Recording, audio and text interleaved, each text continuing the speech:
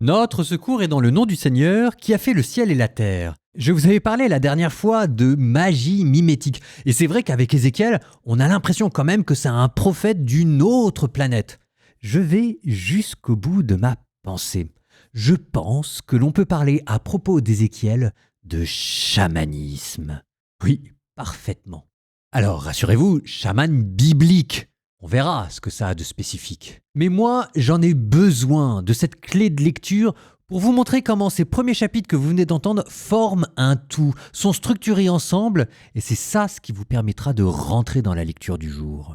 Le chaman, c'est celui qui voyage dans différents mondes surnaturels. C'est ça pour les chamans amérindiens, pour les chamans sibériens. Et ici, Ézéchiel, la main du Seigneur qui se pose sur lui et qui est emporté ailleurs en esprit. Ézéchiel qui découvre un monde surnaturel peuplé de chérubins, de roues, d'esprits. Comme un chaman, on retrouve aussi notre Ézéchiel qui est pris avant ses révélations par des transes et après ces révélations qui le laissent sans voix par des convulsions de stupeur.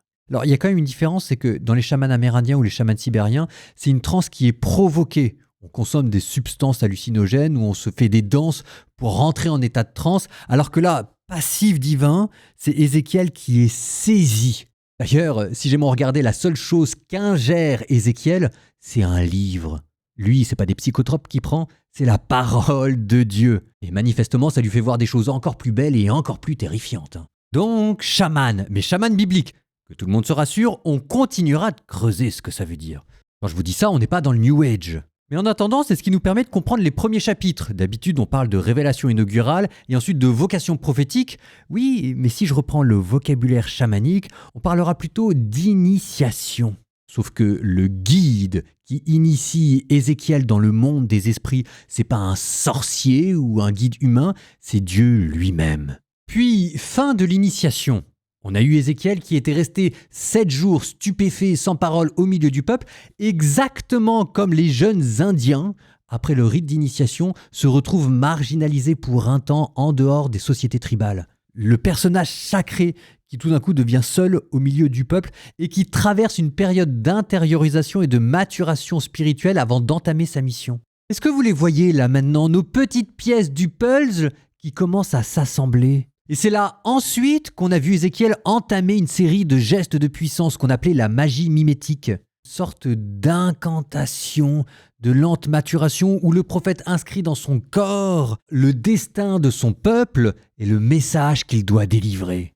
Et c'est là qu'on comprend que, en fait, ces premiers chapitres forment un tout. Ce à quoi on est en train d'assister, c'est à la formation d'un chaman. Et c'est ça ce qui me permet d'introduire la lecture du jour. C'est pour ça que j'ai pris mon temps. C'est que la vision inaugurale que vous avez entendue, grandiose, magnifique, avec ses chars, avec cette mer de saphir, avec ses 4 vivants. Après, on a l'impression que ça diminue un petit peu. Non. En fait, tout ça, ça forme un tout. Cette première vision. Ensuite, vous avez l'initiation du prophète. Ensuite, il est en train de faire de son corps un espace symbolique. C'est en train de monter en puissance. C'est notre prophète comme un chaman, mais comme un chaman biblique qui est en train d'amasser au-dessus de sa tête l'orage de la colère divine. Oui, tout ce que vous avez entendu, tous ces chapitres n'étaient que le prélude d'une autre vision qui est en train de se préparer étape après étape, chapitre après chapitre, méthodiquement. Et aujourd'hui, on arrive dans la 4e et dernière étape de cette préparation.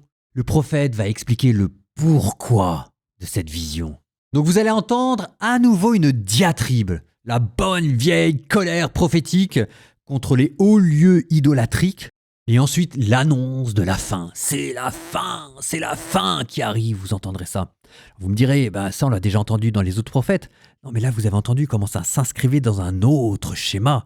Là c'est une sorte de grande magie incantatoire qui est en train de s'opérer sous nos yeux. Alors peut-être que la comparaison avec le monde du chamanisme vous a fait bizarre. Rassurez-vous, tout cela est exprimé dans le monothéisme le plus pur et le plus biblique. Mais je trouve ça intéressant de faire la comparaison avec cette expérience religieuse primitive, quasiment sauvage de l'humanité, pour vous faire rentrer dans la tête de quelqu'un qui voyait Ézéchiel. Mais je vous le dis, les contemporains d'Ézéchiel, ils étaient terrorisés en voyant Ézéchiel qui commençait à se mettre à prophétiser. C'était le sorcier qui commençait sa danse incantatoire.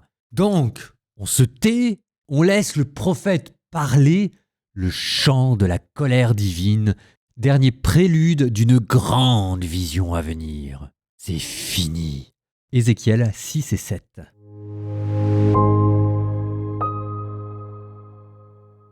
La parole du Seigneur me fut adressée. Fils d'homme, dirige ton regard vers les montagnes d'Israël et prophétise contre elles.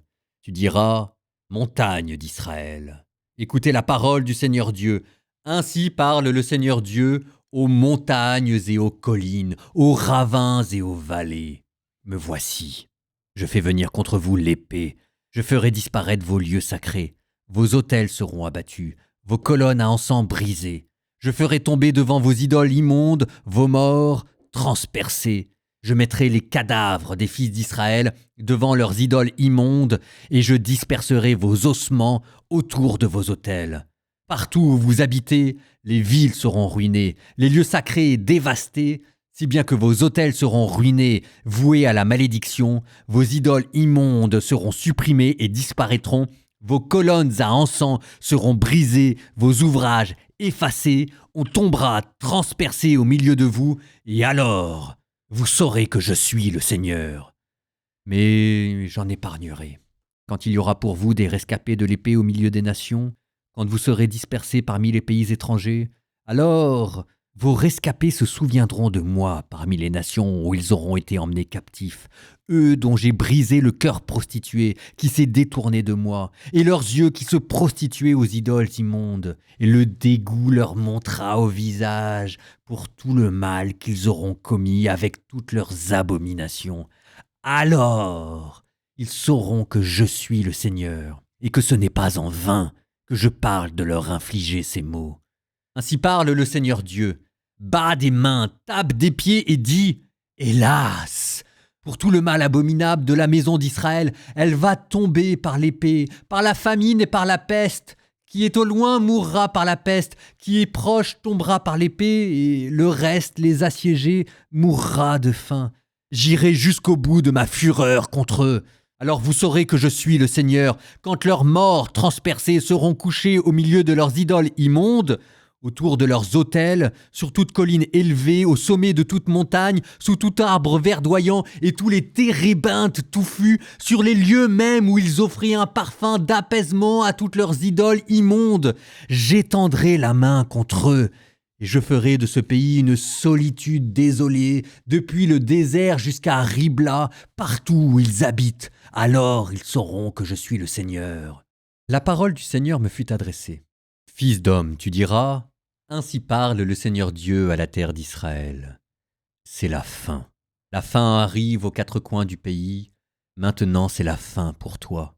Contre toi j'enverrai ma colère. Je te jugerai selon ta conduite. Je ferai retomber sur toi toutes tes abominations. Pour toi je n'aurai pas un regard de pitié. Je n'épargnerai personne. Je ferai retomber sur toi ta conduite, et tes abominations resteront au milieu de toi. Alors vous saurez que je suis le Seigneur. Ainsi parle le Seigneur Dieu. Malheur, le malheur unique, voici qu'il arrive. La fin arrive, elle arrive la fin. Elle s'éveille pour toi, la voici qui arrive.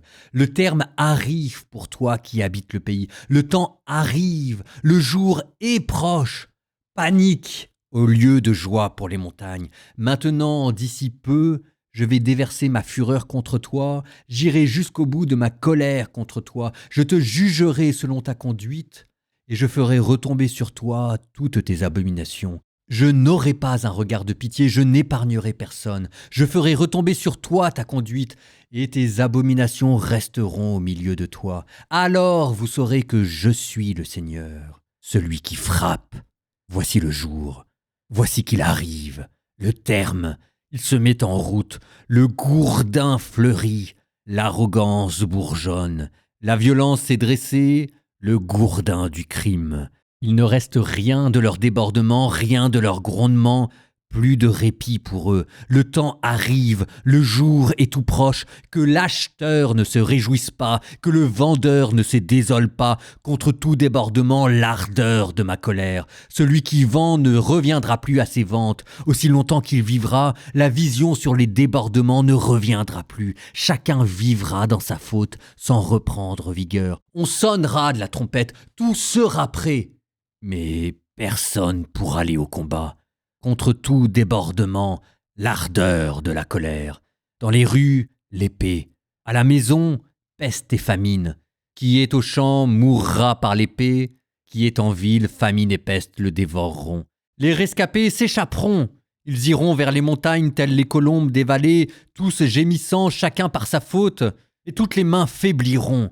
Tous les genoux fondront en eau, ils se revêtiront de toile à sac, un frisson les saisira. Sur tous les visages la honte, toutes les têtes seront rasées, ils jetteront leur argent dans les rues, leur or sera pour eux une souillure. Leur argent ni leur or ne pourront les sauver au jour des fureurs du Seigneur. Leurs gosiers ne seront plus rassasiés, ils ne se rempliront plus leur ventre. Argent et or les ont fait trébucher dans la faute, ils mettaient leur orgueil dans leur splendide parure. Ils en ont fait des images abominables, leurs horreurs. Et c'est pourquoi, moi, j'en ferai leur souillure. Tout cela, je le livrerai au pillage, entre les mains des étrangers, en butin, aux méchants du pays, ils le profaneront. Je détournerai d'eux mon visage, et on profanera mon trésor.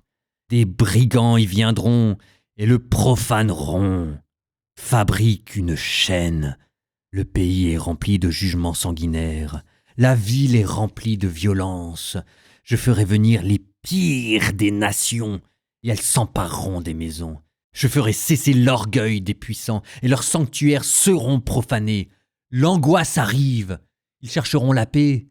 Rien. Il arrivera désastre sur désastre, mauvaise nouvelle sur mauvaise nouvelle. Ils quémanderont une vision aux prophètes, et l'instruction manquera aux prêtres, le conseil aux anciens.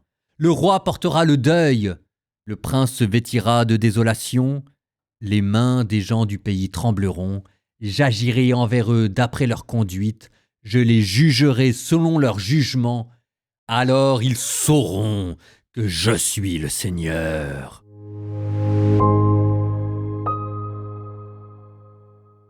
Vous venez d'entendre l'incantation d'Ézéchiel, comme un orage qui est en train de s'amonceler. Vous venez d'entendre le premier grondement de tonnerre.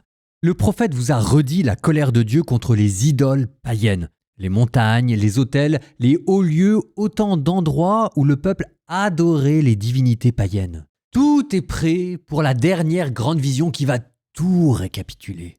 Demain, nous partons dans un autre voyage surnaturel. Demain, on va explorer cette idolâtrie, on va visiter le temple de Jérusalem. Et vous verrez ce qu'Ézéchiel a vu. Donc oui, Dieu peut être mécontent. Vous venez d'entendre le premier coup de tonnerre, l'orage arrive, ce sera dans le prochain épisode. Proverbe 11, 1 à 5.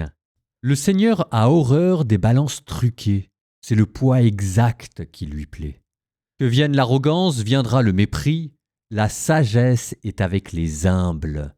L'intégrité des honnêtes gens les guidera. La perfidie des fourbes les mènera à la ruine. La fortune n'est d'aucune utilité au jour de la colère. C'est la justice qui délivre de la mort.